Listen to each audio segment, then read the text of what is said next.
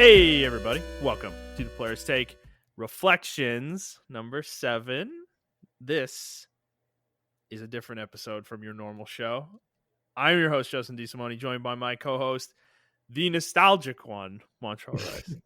Hey, what's up? So we are doing something a little different this week. You heard our Game of the Years last week, and we are going back to the normal news show next week. But this episode is posting on the first of the year, I believe. Yes, if I'm it not is. mistaken. Yep. So welcome to 2021, everybody. Made We it can through. all just put 2020 behind us. That shit piece of fucking shit year, and leave it all behind. I can't wait to get there. What a way to start the decade. Yeah, man. Unbelievable. So hopefully it was we got the worst of it out of the way first. That's my hope. So yeah. For those of you who haven't listened before, this is our weekly show where we talk about video games, video game news, and other topics pertaining to video games. We post at 6 a.m. Central Time on Fridays on Apple Podcasts, Google Podcasts, Spotify, Stitcher, and your favorite podcast app of choice. This time, we're doing a reflections episode, which is, the episodes where we do a singular topic, generally, that we talk about for, an hour and 15 minutes, something like that. We'll see how long it goes. And this time, we've decided to do sleeper hits all time in video game history. Games that we have both played, well, not both, but either of us have played that we want to call out and talk about and kind of expose to the world, because there are plenty of games that, all of us play, I'm sure, that are just like super niche, have really small communities, but are fantastic games that deserve more recognition. So that's what we're going to be talking about today. And let's start. We've got a list of 7 games here we're going to get through. And the first one we have is Custom Robo, the one on the GameCube. So there is a Custom Robo that was on the N64, which was ported to the DS. We're not talking about that one. We're talking about the GameCube Custom Robo. Montrell, talk to me about this game, man. Why is this a sleeper hit? So I went through a phase where I was playing a lot of mech games, which I'm going to add another one to the list. I'm sorry. Is it? Oh my God! Why am I forgetting the name of it? It's Kojima's. Oh no. Okay, Armored Core. Yeah. Gotcha. Yeah. And that's another one I should add too. Zone of Enders. Zone of the Enders. Yes, correct. But yeah, so I was playing a lot of mech games at this time. I think Zone of Enders did come out around that time. Yes, it did. And obviously the Armored Core franchise was doing their thing too. And then Custom Robo came out on. I actually saw this at Planet Hollywood. You guys know that. Yeah. Man, what a throwback. So I saw this at Planet Hollywood, and I rented it. And at first, I didn't like it because it wasn't like the other ones. Then I grew to like it because it wasn't like the other ones. This is a isometric kind of top-down shooter. But everything's in 3D. It's not like a like a 2.5D deal. Everything's in 3D. It's hard to explain. It's like an action battler. Yeah, it's an arena. Yeah, isometric shooter type deal. And the best I can describe it is you build your cut. If you guys watched Metabots, this is what I would want Metabots to be. Yeah. Even though what's funny is the anime. I saw the anime first, and that's actually based off of a GBA video game. But anyway, yeah, so Custom Robo came out, and I love the game. Like, you can customize everything on it. Well, not everything, but you can build your own Custom Robo. The story is not too much. I think Justin remembers the story way better than me. It's so wacky, dude. It's so fucking weird, man. It is so weird. Oh, man. Yeah, no, the game is, the story's weird. I like the premise of it because the game is like, it's almost like Pokemon, where you're like, you're playing in all these tournaments or whatever, and everyone's like, oh, this kid's such a good robo pilot or whatever the fuck they're called. I don't know. And you like, it's so weird though, because you like fight against the police, even though it's like exhibition matches. They're not like chasing you or anything. You're not doing anything illegal in the game. It's just like you fight a lot of police officers though, for some reason. It's weird. But yeah, there's a lot of tournaments and stuff like that, and that's kind of the main like structure of the gameplay is actually those tournaments. There is some running around and talking to NPCs. There's like a huge city that you're in. That's kind of your main, like, actually most of the game takes place there. And I don't know. Honestly, it's been so long since I played this game. I don't remember the specifics of like the minute to minute gameplay of exploring and stuff. Yeah, I Um, just remember you run and talk to people, and then you go into this like virtual world. So you don't fight yes, the world that you're in. yeah. You got these You throw little like they throw like a cube on the ground or whatever, and then exactly, and they both of you shoot their guys go in. robos into it and fight Yep, in there. Yeah, exactly, yeah, and that's how they fight. But in the world in that cube, it becomes like a little mini world where the yes, robots can fight in. yep, yep. And they have a for this game to be like, I don't know, it's not the first in the series, but for it to be like the first to come to America, it had a lot of customization to it. Like you can shoot these missiles that look like fucking bees at people. Oh, there were so many different weapons. Yeah, Oh, it it was was crazy, crazy. man. It was nuts. There was, yeah, You can change the way you dodge and stuff like dash and yep, stuff. Like some people yep. can go invisible when they You could dash. do Or some, you could get like triple dashes. Yeah, there were yeah. invisible dashes. There was a slow dash that was kind of like a charge attack almost. Yep. Yep. Like if you hit somebody with it, you would knock them in the air. There was all sorts. That's the thing about this game. This is the reason we have this game on this list. Is that for a GameCube game at the time, it was actually one of the most complex games I had ever played up until that point. It was kind of weird to see. It was so random too because it was a Nintendo game, and it was just like it came out of nowhere for me, frankly. Yeah. Um, And the and only yeah. reason I knew about this game was because if you played Super Smash Brothers Melee, Oh they have a yeah. trophy in there, and it shows like it's called Roy MK or something like that. It's And it the says yeah. It's the Mark II. yeah, the Mark II, and then Right. it says under it says Japan only. So this obviously came out before or after Melee, and it said Japan only custom robo. And I thought that person looked so cool. I'm like, what the fuck? This trophy looks really fucking cool. And then lo and behold, like a year or two later, after I saw that trophy, they released custom robo. So that's actually why I picked it up off the shelf at Planet Hollywood, and then decided to buy it. Yeah. Um, but yeah, I actually have it in my closet, which is funny. I do too, dude. Honestly, I'm thinking about pulling it out and playing it a little bit Yeah, because I might do that. it's been a long time since I played this game. I'm not kidding. Like I think I've only played this game once, and it was back in I don't know 2004, whenever it came out. Like Mhm. I'm serious when I say that. I have not played this game in like a long ass time. So it's one of those games like I want to revisit, but it's man, it's so I have so much nostalgia for it because it's unfortunate because the reason this is a sleeper hit to me is because I mean it's like it's a I dead will- franchise, yeah, a lot of people didn't play it, and the original, I think, producer or creator, he kind of left Nintendo and made his Yeah. own thing. Even Yes, he though tried to make a spiritual successor, which I don't know what the status of that is. It came it out came out, recently. but a lot of people didn't like it, It was unfortunately. kind of a disaster, wasn't it? Yeah, yeah, because I don't think he had enough support. So like, it didn't have all the customizations that this custom robo had. A lot of people were comparing it to that, and Right. it just didn't really do too well, in my opinion, Yeah. unfortunately. Yeah. But So I I think wish Nintendo would bring this back, man. Like yeah, I I think there's really, a huge, I wouldn't say huge niche, but I think there is a huge cry for like mech games. A lot of mech fans are like, where are all the mech games? And we yeah. honestly don't even have, even for the American side, I remember like Mech Warrior and things of that nature. Like I used to Mhm. be a huge fan of those games, Yeah. and all those games just like fucking disappeared. Yeah. So They've come back. They've come back recently. But it's not the same as it was back then, yeah, It doesn't feel the same. And I think Nintendo's making a mistake though with this franchise in letting it lay dormant because to me, I actually think this series has a lot of potential in the today's day and age, for Nintendo's sake, there's plenty of DLC opportunities with this game.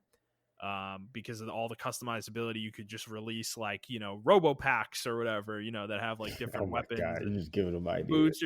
I mean, I'm not kidding. It's true though. You could do that, and you could release new stages. Things like that. So there's a monetizable aspect to this game. I don't want. Oh my god! I just thought of the worst thing ever. Actually, you could make a gotcha out of this game. Yeah, that's what I'm saying. That's what Oh I'm no! Please, saying, man. This is please, the God, same. no! Don't bring custom Robo back like that, Nintendo. Please don't. Oh my God, that would be horrible, dude. But like, so there's a lot of ways they could make money off this game, but I also think they could do it in a better way, where they could make it like an actual live service game. that's like an ongoing game that has an ongoing story and things like that. And you release new robos every once in a while and new levels and then new story Yeah. arcs and stuff. Like they could do that. I mean, obviously they could just make a full game too and just release it as one thing, but there's multiple ways they could make this kind of game nowadays. It doesn't have to be strictly what it used to be, even though I would love that. I just, I know the reality of the modern day, unfortunately. Yeah. And I think if they did it right, though, I do think there could be a very large audience for the series. You know, Yeah, they just have to introduce it a little bit, like maybe put it something in Super Smash Brothers for it or something like that. Introduce it to the oh new yeah, put fans. put the put the Ray Mark II in Smash Bros. As character. Fuck, man, dude, that'd be great. That'd be awesome. Yeah, I think it would be cool, but I don't know if they would think it would be cool. Yeah, I don't know. I'm sure Sakurai would make it pretty good though. Well, yeah. I mean, I don't know how much more I have to say about this game. I just recommend everybody play it. You can play it on the GameCube. You have to buy it off, in the aftermarket, but it is worth it. You can probably get it for about 30 or $40 last I checked. So if you have a GameCube, that is, or Wii, that's backwards compatible. Yeah, you can buy your GameCube for about $50. They're actually relatively cheap, to be honest with you. The They GameCube. are. And GameCube controllers, you can still buy new ones because Nintendo keeps making them. Yep. Since that controller is like just for some reason is so good for Yeah, like Smash Bros. it's a really good fucking So, controller. So, right. yeah, but I think I had one more thing to say about it, but I don't know. I forgot. Yeah, I hope it comes back though. Hope someone looks at it and like, hey, we need to bring a franchise back, and maybe they do go the monetization route. But I don't know. I'm just really in need of another mech game. I know we had Deus Machina, Oh, um, Damon X Machina. Damon X Yeah, Machina. Yeah, I know we had that game, you didn't even but play that though, right? I didn't play that. No, Okay. because I heard mixed reviews on it. I like the demo a lot though. It gave me a Star Fox vibe when I played the demo. My whole thing with that game was, even though it was a demo, it's like it would seem like it was gonna be limited on customization options. But Yeah. I don't know. I gotta play it. I ain't gonna play it. I think the sale. I think it maybe like $50 now. Fucking Nintendo games. I think it's like 30 or $40 now. So I You can may get it be on able to. PC though. It's on PC now, so Oh, it is. Oh, okay. probably get it Cool. super cheap. Yeah. Okay, yeah. I'm just going down on PC then. Fuck that. Yeah, that's all I had. What about you? Or is that Uh, more together for us? Or yeah. That was. I mean, that was one of the games we both played. So we'll both talk on it. So this next one I haven't played. Montreal has is Final Fantasy VII Crisis Core. Montreal is yeah. This is we talked pre-show. This is his favorite Final Fantasy game. So Montreal, tell the people what is so special about this game. uh honestly, I played this game before I played 7. So the actual Final Fantasy 7. So that's maybe why I'm such a Zack fanboy, because I didn't experience Cloud. I experienced Zack first before Mhm. Cloud. Then I went on to experience Cloud. My actual very first Final Fantasy 7 introduction to the Final Fantasy 7 universe was what was it called? Dyers of Cerberus? Something like that. Dirge of Cerberus. Yeah. Dyers of Cerberus. And that game was fucking terrible. So I didn't even fucking. Well, that was like a shooter, dude. Like a I third know, person but still, fucking but it was like shooter. Like, it's still a bad introduction to the Final Fantasy Seven. oh no, I'm saying it is. I don't know what they were thinking with that game. Why that ever got greenlit and released? Like, That game was terrible. But I played that game, and I didn't buy it. My father bought it for my birthday, um, and I didn't have the guts to tell him like, "Get Dad, this game's fucking terrible." I just bought it. I played it, and I was like, "Yo, I love it. Thank you you." you didn't have the heart to even say I can't play this, Dad. Yeah, yeah. They couldn't even tell him. But then Crisis Core came out on the PSP, and first of all, for a PSP game, this game looks fucking gorgeous. Like, bro, this is a really, even their cutscenes were in like the PSP like graphics, but they had separate models for the cutscenes, if that makes any sense. Yeah. Um, then gameplay models, and yeah, the game honestly just looked fucking really gorgeous. Uh, I like Zach as a character. He was the main character of the thing. He was more energetic and charismatic than Cloud, because Cloud was trying to be this tough guy in the first game. And Yeah. like I said, I know and that improved. They improved that aspect of him in the remake. So I like Cloud a lot better in the remake. He's way more likable in the remake than in the original, in my opinion. But yeah, you got to see everyone. You got to see Genesis and Jail. Even though Genesis we're probably never going to see come back, because that was actually based off of a Japanese pop star that they Mm. actually paid their likeness for. So they got the license to use his likeness, and they use them in the game. So we're actually probably never going to see that character, and this is probably the main reason why we're never going to get a remake of this game, is because they would actually have to pay that actor again or completely redo that character. Um, but he was very integral to the story, though. So it's like I don't know how they would do that if they were to Yeah. remake this game. And then you had Angel, who taught Zach how to use the Buster Sword and everything of that nature. Um, and then Sephiroth was in this game as well. That's where you got the final. You got the introduction to him. You got his backstory, how he became the Sephiroth we know and love today. He was actually a good guy, and on the mission, he learned that his true state. He learned that, like, oh shit, like I was actually created. Like, what the fuck? And that actually caused him to go mad, and that's why we have the Mhm. Sephiroth today. Uh, yeah, and Zach did fight him and lose, and then I think he was about to expose the Shinra. He wanted to expose Shinra, but Shinra was like, "Nah, you're not exposing this. We're just gonna kill you instead." And that's why, like at the end of the thing, he ends up dying and things of that nature. And he ends up saving Cloud, or yeah, he ends up saving Cloud, and then Cloud takes on the mantle that what Zach, did. Mhm. But as far as like gameplay wise, it was a mix between you go into a battle phase, like there are random encounters and stuff like that. But it was an action, kind of an action. It wasn't turn by turn; it was action. So the enemies would be on the screen, and then you run up to them, press X, and things of that nature. You can run away from them. You can press square to dodge, almost like a pseudo uh, uh, Kingdom Hearts game. But then there's roulette on. You can do materia. You can also fire materia out like fire and electric and all this stuff like that. And then for your super special moves, they had like this it's not a Russian roulette. What's the other one? The slots. They had like this slot thing that was random, Oh. and it will randomly pick three characters, and then those three characters would I forgot the phase it was called, but then you'll do a special move like Ami Slash or something of that nature against the enemies you're doing. It may sound crazy and like, yeah, that's random. I don't want that, but it actually worked out very well for the game. And it was very balanced as well. And like your power stats didn't really like you can make your character to where like that didn't matter, if that makes any sense. I just feel like it never really mattered when I played it. I never felt like I was hindered by it as well. Um, and you go through and you do missions and things of that nature, and they also have the main story. So you had the main story, and then you had the Shinra missions where they send you out on missions to do and things of that nature, and you can get like a S or A, or depending on the condition of the mission, whether it be timed or you got to defeat these type of enemies in this amount of time and things of that nature.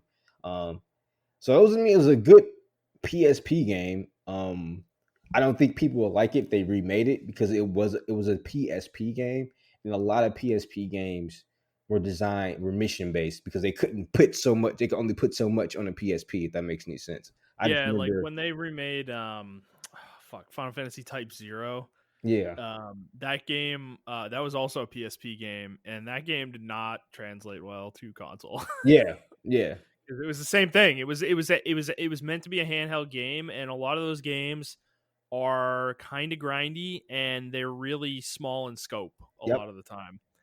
And That's actually a yeah, really good comparison, Final Fantasy Typo, because you had your main hub world and you yep. had story missions, and then you had other missions. And that's kind of how Final Fantasy VII Crisis Core was as well. But there were certain parts where you would go out and explore the world and have random encounters and things of that Yeah. nature. So it's a little bit more fleshed out than that. But yeah, Final Fantasy Typo was a really good comparison as far as the game flow. But instead of managing a whole squad of people, you just had one person, which I liked, which Hmm. in my opinion worked out way better for Crisis Core than Typo. Yeah. And it really fleshed out the story as far as like 7. Like honestly, I don't know how people played 7 and understood what the fuck was going on, in my opinion. Yeah, Because it feels like another one of those like Kingdom Hearts situations where it's like they release the games in the opposite order, yeah, and it like I had the same thought with that. Is like, how do you, like, you literally can't understand the story because the game is like missing context, and it sounds like with Final Fantasy VII, there's some of that same DNA there. yeah, Um, because a lot of people got confused on one part where Sephiroth was fighting alongside Cloud, and a lot of people got really confused about that part. The problem is that was actually Zack fighting alongside Sephiroth in Final Fantasy VII, and Cloud was in his place because he had his memory, if that makes any sense. So a lot of people right. were just like, "Why is this happening?" Of course, that didn't translate well because the game was text based, so it was kind of hard as far as Oh, cutscenes wise. dude. The game was text based, so it was No, hard bro, to I translate. remember I remember that part of the game, man. Like they fucking it was this weird ass like floaty dream world that you were in for like an hour and a half, you Yeah, know? yeah, And it was like it was trying to indicate to you that you were watching flashbacks of another person, and it just doesn't come across very well. yep. And cuz I mean, it's just the nature of what the fucking game was, you know? Like the way it Yeah, it looked was and only stuff. so much they can do, Yeah, unfortunately. so yeah, I don't know. Yeah, so um, I've never played Crisis Core. Sounds like I probably should at some point. You think I'd like it? Yeah, if you can, I would recommend like playing it on your phone. Like if you can download a PSP emulator on your phone and just doing Mhm. that. Use it, play it as an actual portable game than a sit down and play game, if that makes any Yeah, sense. gotcha. Okay. That all you got on that one? Yeah, that's all I got on that one. Okay, let's move on to the next one. This is so I don't know, Montrell. Have you played this one? Star Wars Rogue Squadron 2 I on the have played GameCube. it. It's been so fucking long since I played it. So you probably have a better memory of what it is than I I do. mean, I'll be honest, it's been a long time since I played it too. I think that the reason I have this on my list though is that I don't even know if I want to call this a sleeper hit. I mean, it is kind of a sleeper hit actually. I know it's Star Wars, but like it's one of those things. This has been a dormant franchise though. Rogue Squadron 3 came out a few years after this one, and that's been the end of it. There's been no Rogue Squadron game since. And this was really the last dogfighting Star Wars game that we got. Up until the one that just came out recently, I think Squadrons or whatever it was called. And dude, this game, it's a short ass game. This is like Star Fox, honestly. It's like a Star Fox, Star Wars game, but it controls like fucking amazingly well. And it's kind of interesting, like the way the game is, because there's only like 12 missions I think in the game. It like I said, it's a really short game. You can beat the whole thing in like a couple hours probably. But the thing about the game is that there's a lot of replayability in that the missions score you based off of how well you do, like how accurate are you with your shots, how many enemies do you kill, how fast do you complete the mission, things like that, you know. And there was you would get a bronze, silver, or gold medal depending on how well you did, you know. And dude, when I tell you, man, that the gold medals were a fucking bitch to get, they were a fucking bitch to get.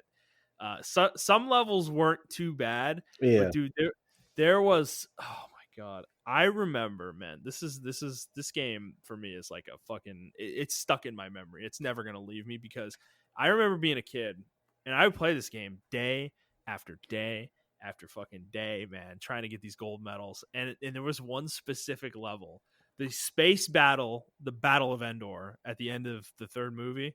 And you did that. That was one of the missions, and you did that. You did the space battle version of that mission. You know, where you were the Republic, fighting against the Empire. And dude, when I tell you that this mission is insane, like go watch a video of this mission on YouTube because it is fucking bonkers, bro. You are fighting hundreds of fucking TIE fighters all at the same time. And it's not just you, obviously. You have like the fleet behind you. That's why this game's so fucking cool, though. It's because you have like allied ships and you have to help them sometimes. And it's like you are fighting like fleet to fleet. You feel like you are just one ship in the fleet, you know? And that's what's so fucking cool about the game. But dude, the battle for Endor, I remember doing this mission over and over and over and over, and I never got the gold medal for this mission. That's how fucking hard it was, because the way the mission started was they would start the mission and you just be kind of floating in the group of the fleet or whatever, and then they'd start playing lines from the movie, you know, where they're like doing the communication where like Admiral Akbar is like, it's a trap or whatever, you know. And like there's a whole bunch of lines leading up to that, and they have like the music playing though from the movie, the fucking the Hans Zimmer music that is just so epic, dude. Like it's so fucking good. And so then the mission starts, and you literally a just giant fucking swarm of TIE fighters, TIE interceptors coming at you, basically. And that's the first part of the mission, is you're just literally in a dogfight with them, and you need to destroy as many as possible. And then the second part of the mission is a bunch of TIE bombers show up and are trying to destroy your ships or whatever. And you have to blow them up before they do that. And that's like the second phase of the mission. But then the third phase of the mission is the Star Destroyers show up, and you have to go take out 3 of them. 3 of these fucking Star Destroyers, man.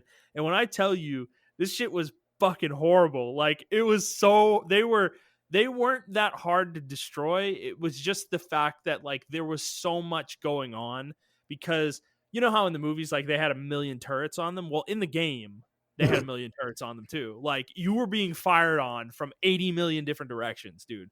And you had to destroy the 2 shield generators, then blow up the bridge, and that would destroy the Star Destroyer, and it would like, you know, tumble into the atmosphere or whatever.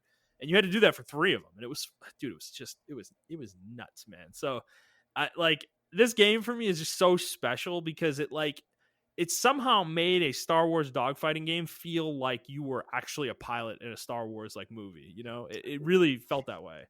And Yeah. maybe my memory is like, you know, jumbling this up, but No, a lot of people hold Rogue Squadron to like, as far as in the Star Wars community, like a lot of people hold that as the golden standard of like gameplay.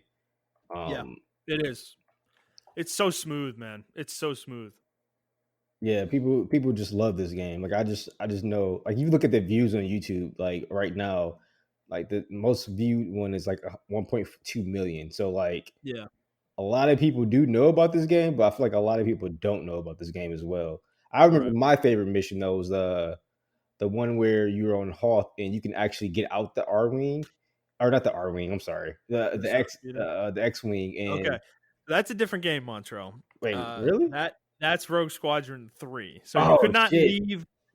leave the ship in the first 2 games. And the third game is probably a lot more divisive because the mechanic of getting out of the ship is hit or miss depending on the mission. Frankly, I prefer 2 because it was strictly ship gameplay. Like there was no getting out of the ship. Okay. But there was a Hoth level though in Rogue Squadron 2, and you had to do the snow speeder thing where you have to like tie the cables around the fucking AT-ATs. And dude, what a pain in the ass that was, by the way, because the camera wouldn't follow you. Like it would zoom out basically, and you would have to go around it, and dude, the camera was so bad sometimes you would just fly into the AT-AT's legs or something, you know, if you got too close to it. And because if you got too far out, the cable would snap, and then the whole thing would just fall to the ground, you know. I actually prefer that way. They actually changed the camera angle, I think, on Star Wars Battlefront 2, because a lot of people were complaining about that, and they wanted that camera. And man, that's great. Because I remember it doesn't matter how good at it you got. If you got a little bit too tight to the AT-AT, you were gonna hit its leg and just blow up, you know, and it was instant death. And that shit, trying to gold medal that map was a pain in the ass because of that, because you had to knock down like 4 or 5 of them, you know, for the mission. And if you got to like the 4th one and you blew yourself up, well, there goes your gold medal, because you can't die basically. So it was like, oh man, it was so, yeah, I mean, the game's really good though. Like there's very few games that I've been obsessive about score like that with in my life. I am not very big on high score games. But this game was so good that I wanted to chase that stuff, you know? yeah, it's just a shame that I know we got that new Star Wars Squadron game, but I don't know. It's first person, and I'm just like, it's not the same, man. Yeah. Like I said, this is basically Star Fox as a Star Wars game. That's what this game is. It literally is that. That's like, I mean, it's just like, that's what I think of, is they really modeled the gameplay off of what Star Fox does, but it's better than Star Fox in terms of control for me. In terms of like feedback and I just think the game, like, I don't know, dude. It's like because so when you do enough of the gold medals, you actually unlock the ability to play certain missions as the Empire too, which is really fucking cool. So you can fly around as a TIE fighter or a TIE interceptor, and you have to destroy Republic ships, which is really interesting because the Republic ships are way tankier. They have like way better shields, and their lasers fucking blow you up in like 3 or 4 hits. So you're like super fragile, and you're having to fight against these like really high powered ships. But you do have a lot of other ships around you helping you as allies, which is the interesting part of the game. So the game's really cool, man. I don't know. I just I'm a big fan of it. I think if you guys haven't played it and you have access to a GameCube and can get your hands on a copy, man, it is well worth it. I don't think there's any Star Wars game that has really matched this series in terms of dogfighting gameplay, at least. The first person ones are different. They play differently, so I wouldn't compare those. But yeah, man. Good times, man. Good times. I don't know. I just miss the GameCube, dude. I really do. There's so many good games on that console. All right. We got another Star Wars game to talk about. This one is one Montrell played. I haven't played this one. Star Wars Republic Commandos. Yes, sir. So they actually re-released this game, or not re-released it, but you can actually download it for Xbox backwards compatibility. And yeah, I played it, and it is a dated game, but it still kind of holds up compared to being a dated game. It was a squad-based game, so you had a squad of 4 commandos that are Republic. So if you know the Star Wars lore, this takes place between episodes 2 and 3. Oh yeah, I remember the box art for this game. Yeah, because it had a Republic Commando on the box, right? Yeah. So these Republic Commandos are obviously they're specially augmented compared to the other clones in the war.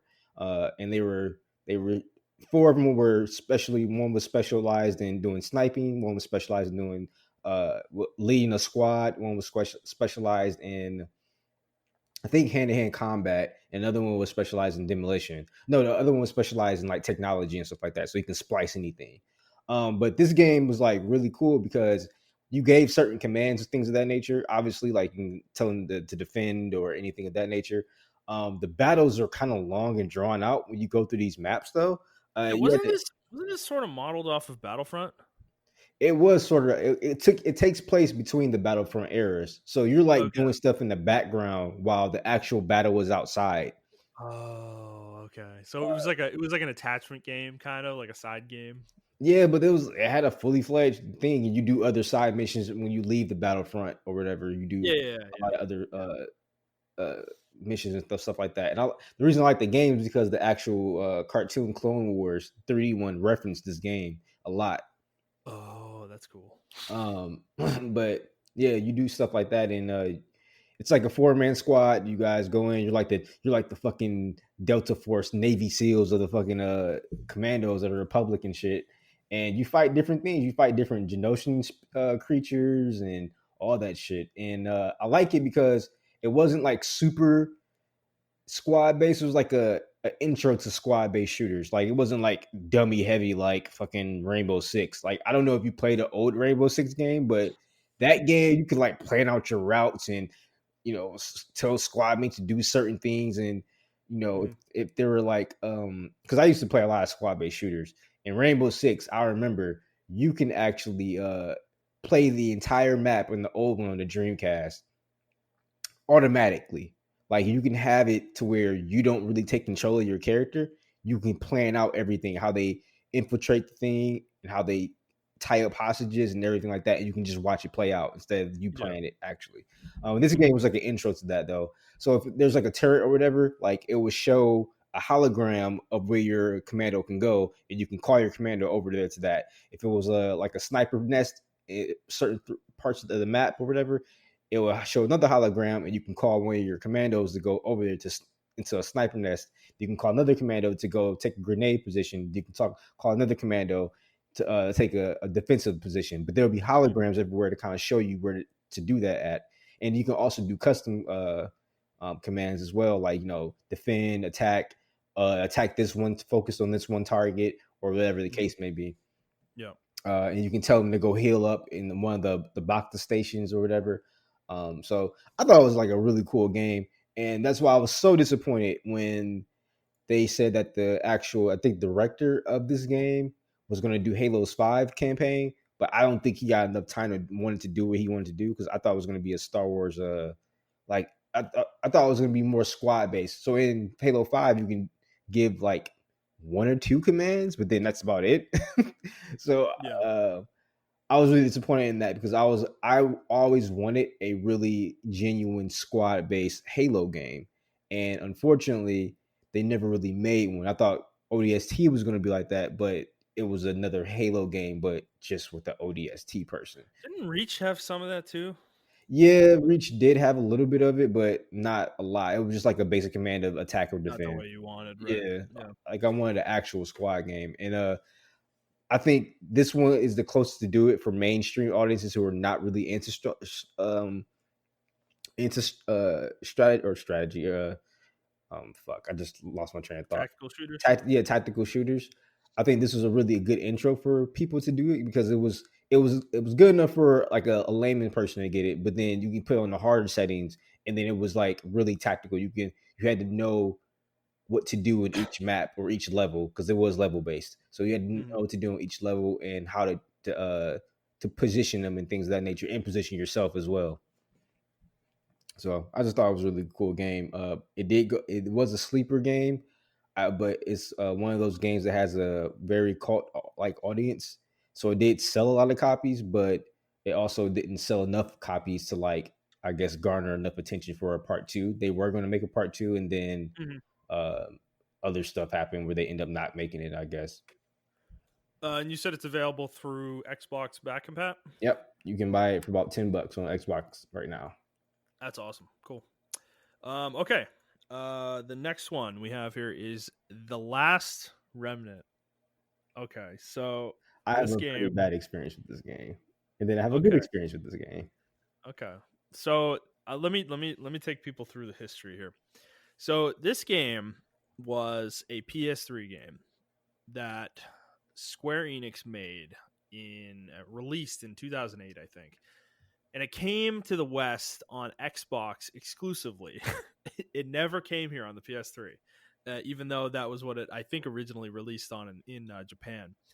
And this game, back in the day, man, this is such a funny story, because I remember before this game came out, the Square Enix was like, they were done with Final Fantasy. They were like, they didn't want to make any more of them.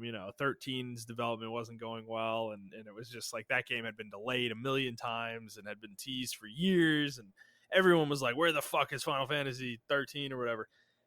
And Square was like, they were making this game called Last Remnant. And I remember these stories that came out. They were like, Last Remnant's going to be Square's new Final Fantasy. And thinking back on it now, it's so fucking funny to think about, because it's like, I remember the hype for this game. There was severe hype for this game, like severe fucking hype for this game. And it's so upsetting to me that this game came out in the way it did on Xbox 360 and was a fucking technical shit show, Yeah, similar to the way that Cyberpunk is now. And it was a humongous fucking disappointment. People dropped this game like a ton of bricks. Nobody bought this fucking game because the reviewers all said it ran like shit, and it did run like shit. I bought it. I got it on Xbox 360 and I played it on there, and I couldn't beat the game because the later stages of the game were just so technically broken. The frame rates were horrible.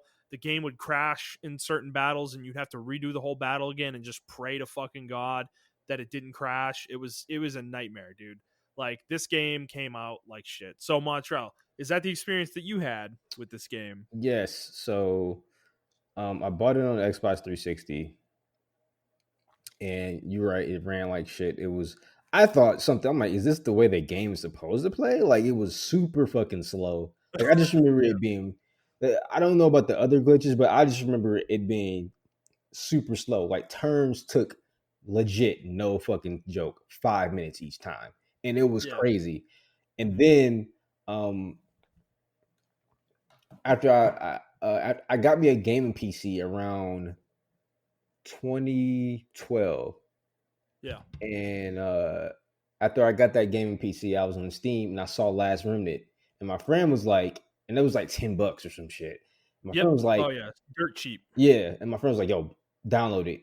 And I'm like, it's Last Remnant, bro. Like, we hate this. He's like, no, trust me, fucking download it. I You downloaded the trusted him. game I'm and glad you trusted him. yeah, I downloaded the game. And when I played the first mission, I was hooked.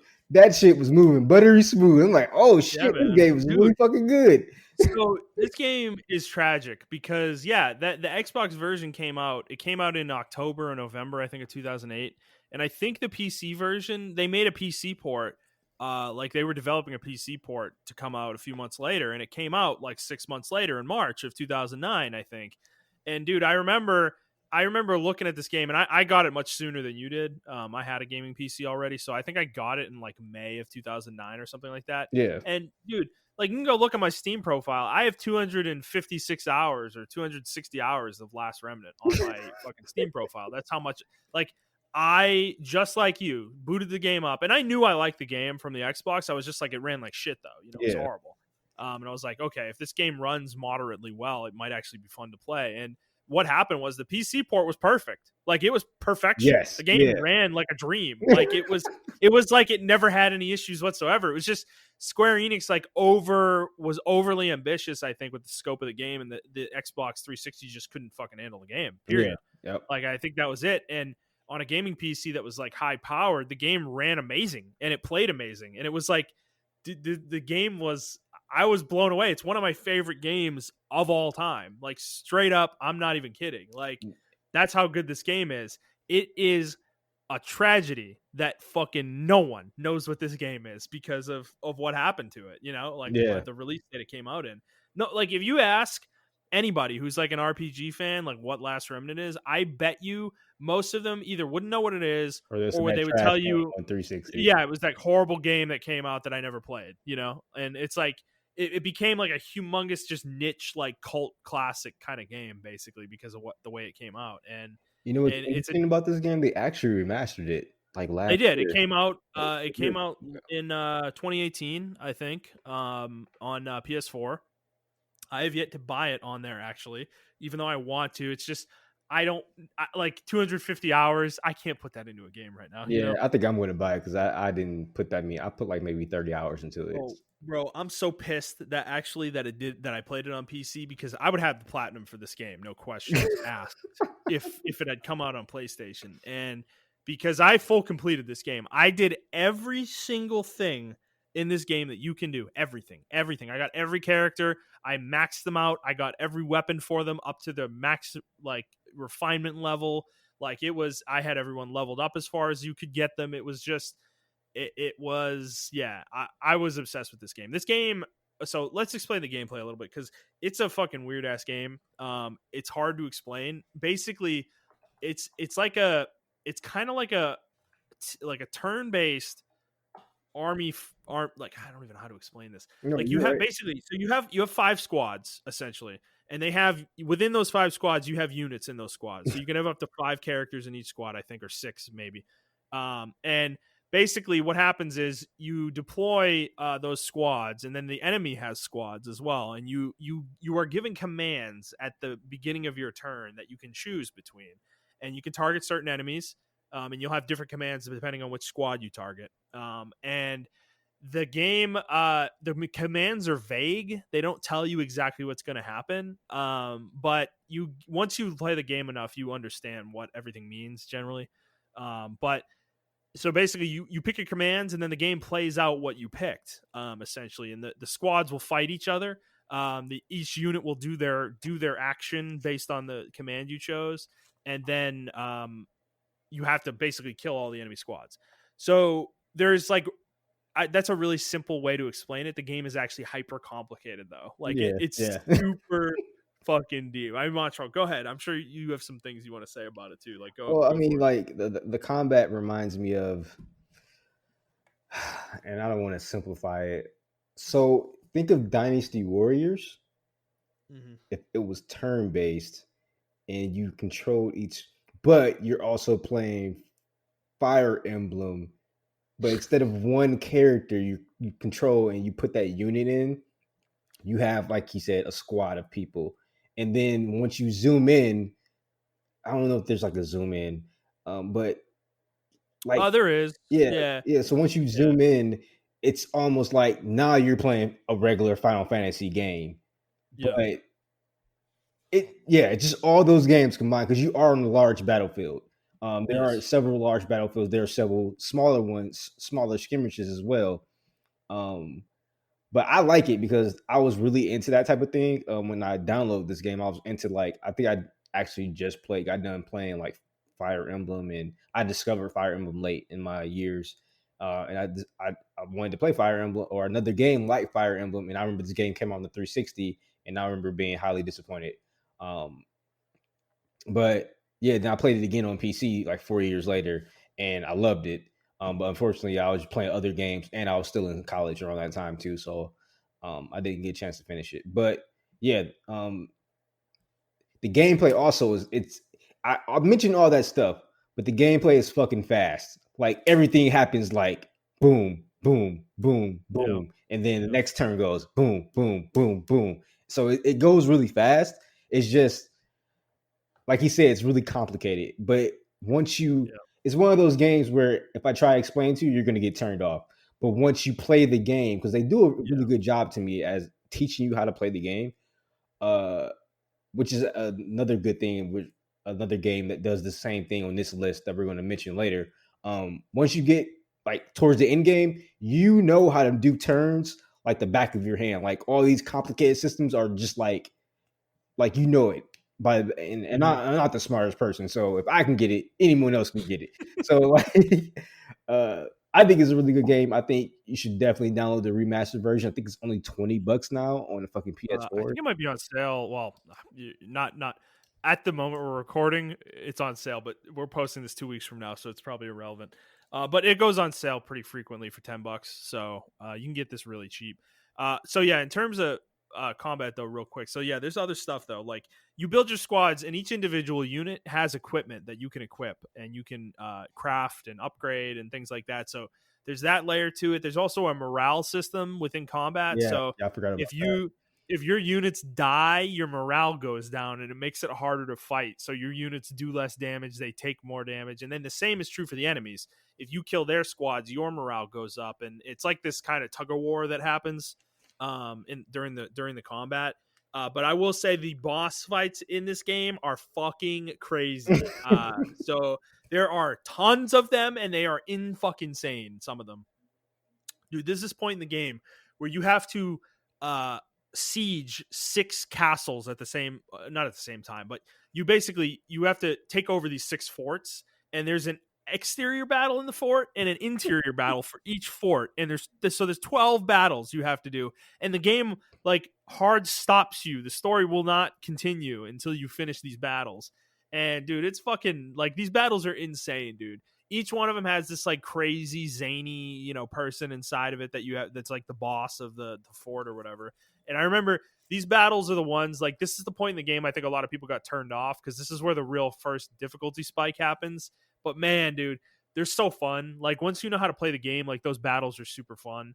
The music is excellent. There's actually a ton of side quests in this game too, which is pretty crazy.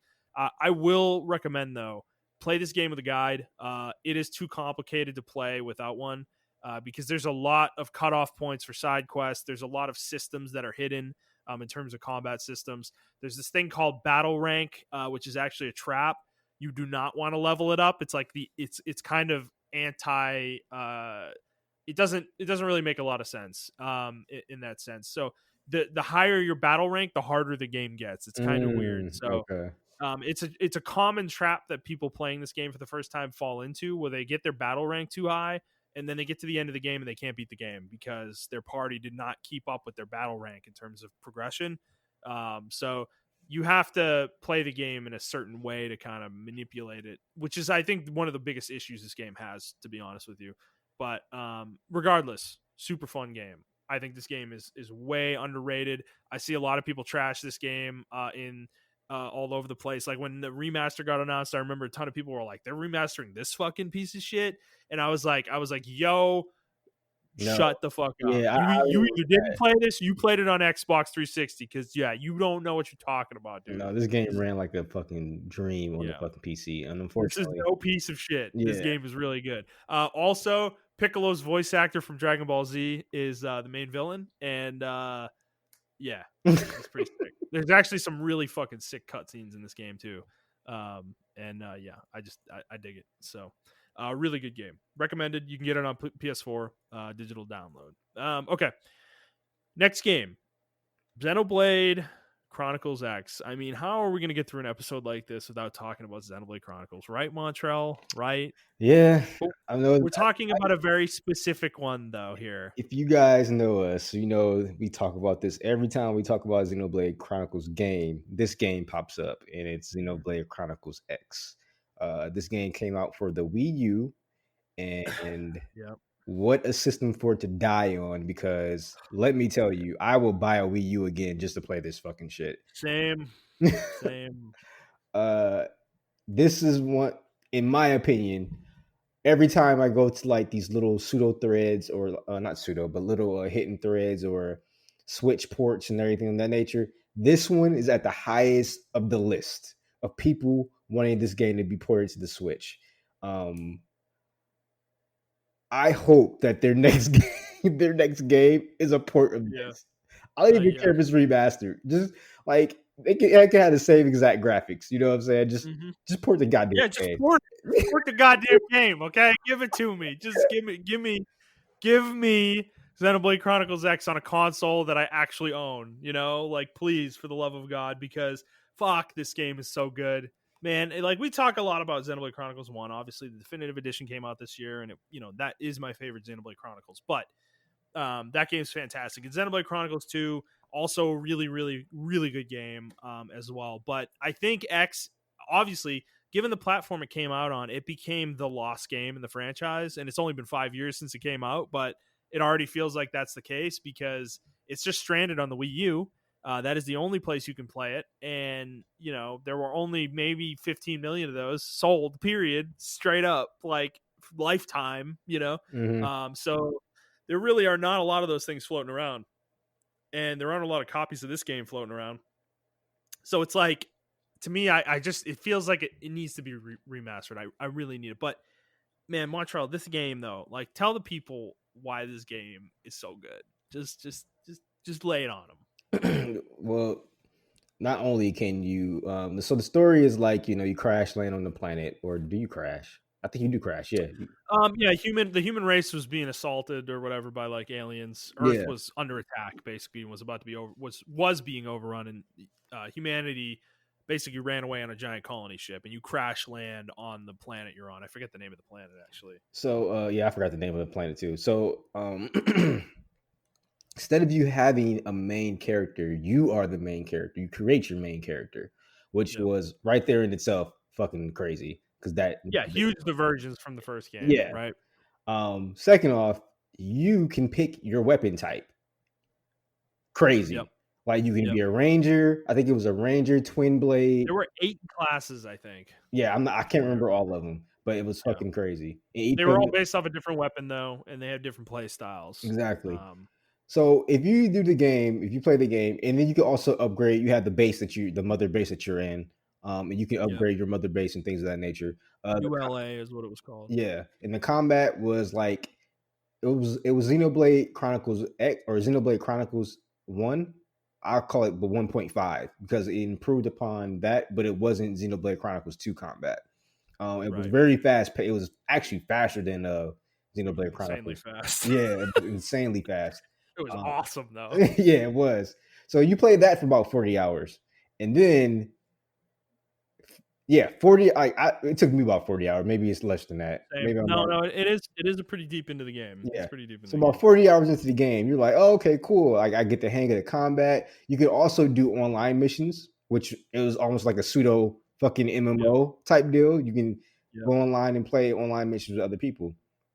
Well, so you're running around on foot, exploring this landmass, and you're getting used to everything. And oh my god, fucking god. We'll get into that later. It looks really good, but we'll get into that later. But keep going. And then you unlock your fucking mech. And then Yep. like a whole new gameplay scenario just come out. You're like, what the fuck? And Yeah, man, so basically, yeah, when you get the mech, this game is nuts because Monolith Soft is pretty famous for doing this at this point, where they just give you random, like they layer combat mechanics onto the game, like really deep into the game, like 75% into a game, they'll still be giving you new combat mechanics, which is a weird thing for video games. Most games don't do that, but this game, I'd say it's maybe 50% of the way through. You get the mech or yeah, whatever. But about the 50. thing is, you've been playing this game for hours and hours and hours, and you see these giant fucking monsters, and you're like, man, am I ever going to be able to fight those? And it's like you're running around on foot, and then all of a sudden you get the mech, and it's like, oh, yeah, you can fight those monsters. It's in the mech. You fight them in the mech. That's what you're supposed to do, and it's dude, it's completely transforms the way you traverse. It transforms because you can fly all of a sudden. The mechs are able to fly, so you're able to get to areas you couldn't get to before. The way you fight combat actually is completely different from the way you do it as a human running around, which is interesting. And it's just, man, my favorite part about this game, ultimately, honestly, is the story. Not the story. Sorry, the exploration. Yeah. Is exploring this game's world is one of the most magical experiences I think I've ever had in an open world game. Like straight up. There's 5 areas in the game, 5 major zones in the game. And they are fucking massive, dude. Like absolutely mind-blowingly huge. Like it is crazy. Like how like running from one end to a zone to another takes 5 to 10 minutes probably. And that's just like one area, dude. And that is like I don't know in terms of actual like surface area. I don't know if there's a game that's actually bigger than this. To be honest with you, like I'm not even sure if The Witcher 3 is as big as this game's world is. Yeah, That's I how would big be it is. interested in see how big this world is compared to other games because this world is fucking It feels massive. huge. It feels massive. Yeah, it feels massive. But the thing about the areas though is that they are widely different biomes basically, and they are so unique and interesting, to me. And I just loved running around and finding stuff. This game was so rewarding in that way. Because the way it worked was the map was split into these hexagons, and basically each hexagon on the map had something in it that would fill in that hexagon, and fill in the completion for it. And I don't remember. I think there might have been multiple things in each hexagon. I don't remember. I think it might have been one thing per hexagon. But the thing was, it was like the map was huge, and finding all this stuff took forever, dude. It was just, but it was so fun, man. You would find weapons and just treasure and all sorts of shit, quests, monsters, even fighting certain monsters would be like a exploration credit or something like that for filling the map out. And I just like, I don't know, man. It was I I think it was the combination of the environments and the music that just was like, it's just awesome. The music in this game is incredible, by the way. I love the soundtrack in this game. I think it's great, and I think it goes perfectly with the setting, which is again something that a lot of games don't do very well. But this game nailed that. It is a very weird game in terms of the soundtrack. Like the soundtrack's very weird. It's completely, I don't know. This game like is strange. Is so strange to me because it's like it really is just like anti Xenoblade Chronicles 1 in every way Yeah, almost, yeah, except for the combat. That's like the only thing that's similar. Everything else is so different. And but it's good though. It's still just really good. yeah. No, the combat is fucking.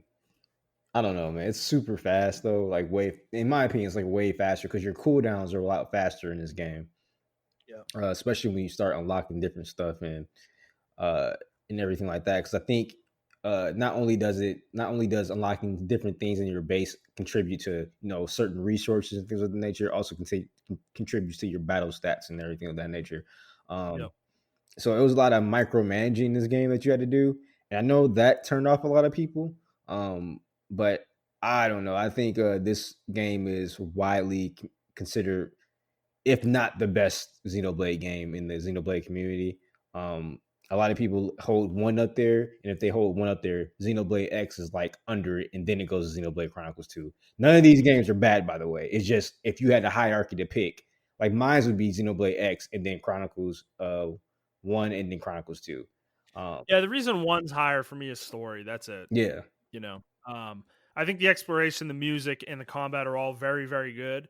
Actually, the music's probably better in one than it is in X, but the combat and exploration are really good in one. But X takes it to a level that is just like, I don't know, like it basically what the end point would be is that it's perfect.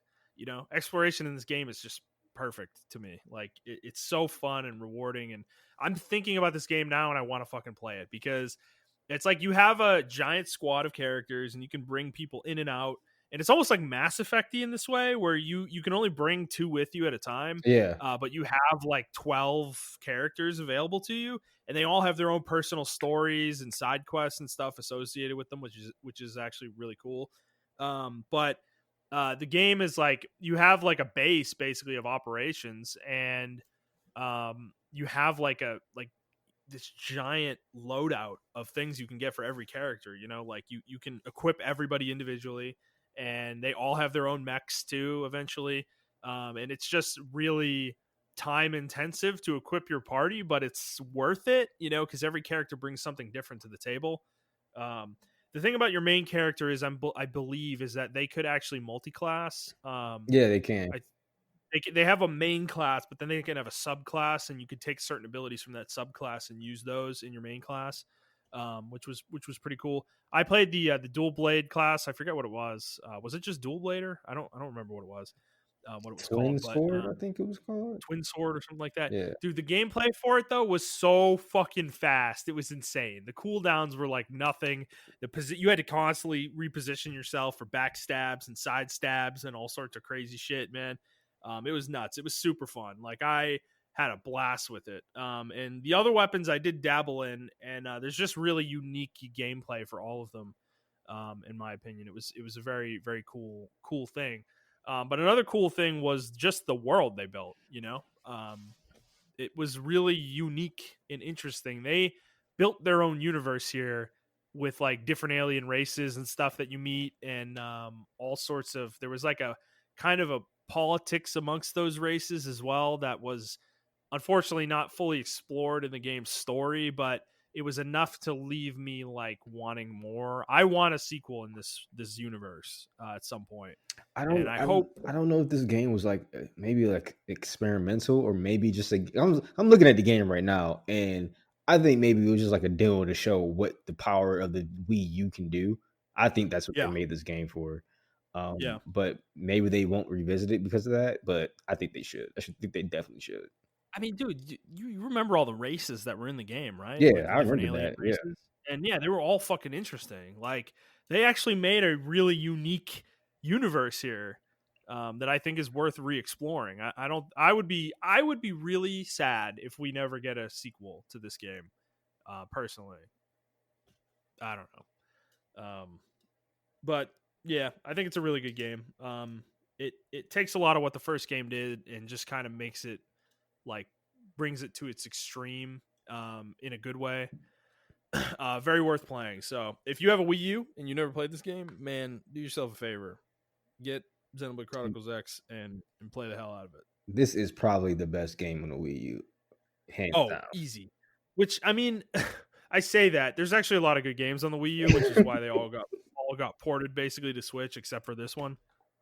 But to me, this was the best one on the console, pretty much hands down. Yeah.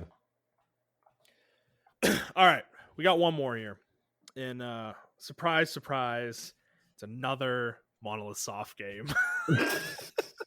Yes, I know we are basically stands for Monolith Soft. So it's Bait and Katos, which Montrell and I have briefly mentioned in passing many times on the podcast, but let's do a little bit of a deeper dive on this game and why we think this game is so excellent. Because to me, this is the best game on this list. Like, I don't even think it's close, even though I like Xenoblade Chronicles X a lot. Bait and Katos is one of the best games I've ever played. And I know I said that about Last Remnant, but I think this game is better. It's just Montrell, what's your memory of this game? Oh man, to be honest with you, shit. I just remember looking at the cover and like, oh, this game Yeah. looks cool. But I remember the card system. I thought it was like a Yu-Gi-Oh type deal because I was in the card games way back when as well. And I was into a lot of shit. Mm-hmm. Be young again. But and then I remember, oh, this is not a Yu-Gi-Oh game. I'm actually fighting with these cards. Yes. Um, and then I just remember not being bored with this card system. Because Mm. I want to say around that time, Chain of Memories came out too on the GBA. Yeah, it was somewhere. Oh man, Chain of Memories actually came out on GBA or Yeah, just Game Boy? GBA. Was it Yeah, it was GBA. GBA? Okay, so it might have been around the same time. And I remember not liking Chain of Memories. Right. But I love this game. And it's a turn-based card game, but just like Xenoblade and other games, the combat gets insanely fucking fast, really fucking quick. Yeah. This game is not, it does hold your hand to a certain extent, but once you get to a certain point, I guess like with all games and things of that nature, you have to learn how to play it on your own. Like they're gonna throw Yeah. shit at you. They're gonna. I don't remember my first stopgap, to be honest with you, or your first like hard difficulty spike. But I Oh, I remember, remember. yeah, There's a boss battle. There's a boss battle where you fight 3 enemies at once, 3 bosses at the same time. Um, and you have a party of 3 and it's 3v3 and this shit is insane. Like it's dude, it's yeah. I think that's the part of the game where I think people probably run in their first wall, but yeah, keep going. yeah, and yeah. I mean, no, you can take over because like I just remember when I hit that spike, and then once I actually learned how to play the game after that, Yeah. like Well, that's the first battle where you really need to know how to learn. You really need to know how to play because you can't make mistakes in that fight. yeah, The fight is so hard that I mean, you can make mistakes, but you need to have a concerted strategy and you need to execute that strategy very well in order to prevail. Because the longer the fight goes, where all 3 bosses are alive, the harder it's going to be to stay alive because they start focus firing you. If they focus fire a character, they're fucking dead. Um, it was pretty nuts. So the thing is with this game, like as Montrell said, you play cards. You have a deck of cards for each character, and you play the card, and the character attacks based on the cards you played, basically. So the way it works is though at the beginning of the game, like it's really simplistic, right? You can only play like 3 cards per turn or something like that, or 2 cards per turn. It might yeah, even be that. And each card has like a number on it, on one side of it, and you have a hand of cards. So if the card you play 2 attack cards, let's say, just basic sword attacks, right? And they have a 1 and a 2 on them, right? That's considered like a straight. It's like poker. You can get like you get bonuses for playing poker hands, basically. So if you play 2 cards that have 2s on them, you get a bonus for a pair. If you play 3 cards with a 2 on them, you get a bonus for triples. And the same thing with like quads and going forward. And you can get straights. I think you can even get full houses. Like it's really interesting the way it works. But early game, it's funny the way the game is though, because this is a game, we all have moments where we're playing a game and something else comes up and we forget to, or we don't forget, we just put the game down and we don't come back to it for a while. This is one of the worst games to do that with because the way the difficulty ramps, you need to be always getting better at the combat. Like you can't like forget how to play and come back to this game and expect to be able to play the game anymore because the combat, like I think I said this before, but basically each character gets these like class upgrade items that increase their hand or their deck capacity, I think, and then the number of cards they can play in a turn. So you start with like 2 cards you can play in a turn or 3, and then it goes to 4 and 5 and 6 and 7 and 8. I think it ends at 9, or something like that. You can play 9 cards on your turn. But the thing is, early game, there's no time limit for a turn, right? You have infinite time. You can sit there and look at your hand for 30 minutes and figure out what the best combo is you want to do, and then you execute it, right? But as you level up, there starts to be a timer that gets introduced into your turn. So, the first time there's a timer, it's 60 seconds, which is, that's a long ass time. That's crazy long, to be honest. But the thing is, you get, as time goes on, as you keep leveling up, you get more cards you can play and less time to play them. So you have to be extremely good at this game by the end of the game in order to make combos that work in the time frame the game gives you to execute your turn. So I think the last class upgrade lets you play 9 cards, and I think you have like 12 seconds or Bro, something like that. you get 8 seconds. You get 8 I'm seconds watching to late play. gameplay right now. You Yeah, get you get 8 8 seconds. seconds to play 9 cards. Imagine what I'm saying right there. You need to be going. The gif of the fucking numbers floating around the dude's head, and he's like looking around. Like, that's basically what it turns into, where you're like, you literally are going 1, 2, 3, 4, 5, 6, 7. It's like you're like fucking like on acid, basically trying to keep up with the game, because that's how fast the combat ends up turning into late in the game, at the very end of the game. And it, Yeah, and some but characters only get about 5 seconds. So I'm and watching this battle right now. It's crazy. this sounds intimidating. I know this sounds intimidating, but trust me, if you play this game to its conclusion, this is after a 60, 70-hour adventure of playing this game, you will be good enough to do this and execute it.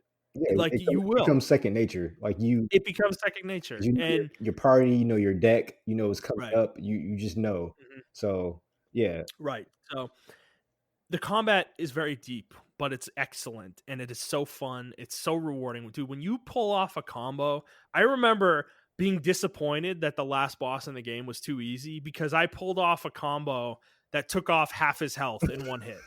Like, that's how powerful you get at the end of the game. And it feels fucking great. So I think just in terms of combat, this game is really fun. It's very unique. It's actually, frankly, it is unique. I don't know of any other game that does anything like this game. And this is another Monolith Soft game that I wish they would remake, because I would love for this series to get exposed to people, because I actually think it would do very, very well in the modern oh, day. this will. I Um, mean, I'm watching it right now. I don't really see anything that needs to be upgraded. Maybe the HUD a little bit, but besides that, like the yeah. game looks really good. I'm understanding everything that's going on the screen right now, and I haven't played this game in fucking years. But Mhm. another thing I do want to mention about the combat, we're talking about the cards and stuff like this. Your character is actually doing stuff on the screen while you're picking Mhm. cards. So you're not Mhm. staying static. In that eight Right. seconds, you're not staying static. Your character is So you doing play a shit. card and the character swings a sword Yeah, or whatever, yeah. or shoots their gun From or the whatever they're from doing, the right? very first card you pull, their character action started, and then from that 8 seconds, you're pulling other cards and stuff like that, as much as you Yeah. can, as much as Mhm. your limit is up to. So your character isn't staying still, and then the enemy, they're doing the same. They have a deck of cards, but you can't see it obviously. But they have a deck of cards they're pulling from as well, and they're doing the same thing. So it's just like, I know we're saying card game, and you think card game like, oh, you pick the card and then the character does the action. It's like, no, I picked the card, the No. character's already in action, and I gotta pick the other card. So it's very high octane like that, and I think Yeah. that's what makes this game unique from like other card games, because you're not just picking a set of cards and then going and watching the actions take place. You are doing it, and the actions are going while you're picking the card. So yeah, like if for instance, like you may have a punch card, and then they do their punch combo while you're picking that up, a laser card, and they do the laser right after their punch combo or something of that nature. So I'm just throwing. I mean, that's actually probably not in the game, but I'm just throwing something out there just to let you know how it is. Mhm. Yeah. So yeah. Um, the music's really good in this game as well. This is another great JRPG music soundtrack. And okay, so the story. This game has a fucking great story. It is wacky as shit. The character designs are wacky as fuck. It is weird. A lot of characters look like fairies. Yeah, Not gonna lie. yeah, I forgot about this aspect of the game. Almost all of Yeah. them have some kind of wings or something like that. Yes, but there's a reason for that, because the game world takes place on these 5 islands and they float in the sky, and that's the reason why people have wings. They've adapted to their environment, and they can fly. Some of them, most of them can fly actually. But there's a lot of lore behind why the islands are in the air, and the game goes into all of it pretty much, and it is fucking really, really good. It's a really there's so many twists and turns in this game story. There's a moment about halfway through the game, maybe even 60%, where there is a twist that happens with your party, and it is one of the greatest fucking moments I've ever seen in a JRPG. I'm not gonna spoil it. Montreal, did you ever beat this game all the way? Yeah, but I Or can't remember what the fuck happened. If you ask, you don't remember what I'm talking no, about? I don't. Oh man, I don't want to say anything because it's Yeah, I think I'm gonna go back and spoilers. play this game too. I But watched it. yeah, dude, there's a moment that happens, and I've never forgotten it because it's so like ballsy, to do in a JRPG specifically. So yeah, I just think the game's really good. The characters are really interesting. I will say there are some party members that are annoying as fuck. And if you do play this game, Play it. if you ever play this Japanese game, sub. turn the fucking audio off. Like, turn the voice acting off. You can in the menu, thank God. Just turn it off and play it like it's a text-based RPG, because the voice acting in this game is absolutely horrible. Like, absolutely horrible. It is the worst part of the game by far. And it just sounds like everybody was recording into a tin can, like into a trash can, literally. Like, it's so bad, and the voice acting is not even good either. The performances really aren't that good, so it's not worth it. Just play it as a text-based game, I'd say, and enjoy the rest of it. But yeah, Montreal, do you have anything else you'd like to add? No, that's all I got. Fair enough. Bait and Katos, very worth it. There is actually a prequel that was also on GameCube called Bait and Katos Origins. Not quite as good in my opinion, but also still pretty good. Worth playing for sure. If you want more of that kind of gameplay. Okay, well that's it. Sleeper hits, all time. So we may do more of these in the future. This is not obviously all the games that we want to talk about. There are dozens of others probably that we haven't thought of. So we may do more of these in the future. When we need a reflections episode here or there. So yeah. That's pretty much it for us, guys. Montreal, you have anything else you'd like to get off your chest before we leave today? No, I don't have anything. I guess. Okay. Yeah, I don't have anything. Nah. Well, Montreal's an asshole. Happy holidays, everybody. Hope you're having a good New Year, because that's it's New Year's Day. That's when the show's coming out. So hope you had a good New Year's Eve, and yeah, you got yourself nice and drunk and enjoyed the send off of 2020. All right. Well, if you like this episode, please like the episode, review the episode, subscribe to the show on whatever feed you were listening to it on, and please share it with your friends. We are looking to grow the audience. If you'd like to talk to us on Twitter, you can do so at iTrap for the Hokage for Montrell. That is the number 4, not the word. I am at ThunderNut01, and the show is at The Player's Take. If you'd like to send us a question, you can do so on Twitter, or you can send us an email to theplayerstake01@gmail.com. Like I said at the beginning of the episode, next week we will be back to the normal run of news. Hopefully we'll have quite a bit, since there's been 2 weeks of news that we haven't covered, and I'll look forward to that. So we hope you guys enjoyed this episode, and we will see you on the next one. All right, bye.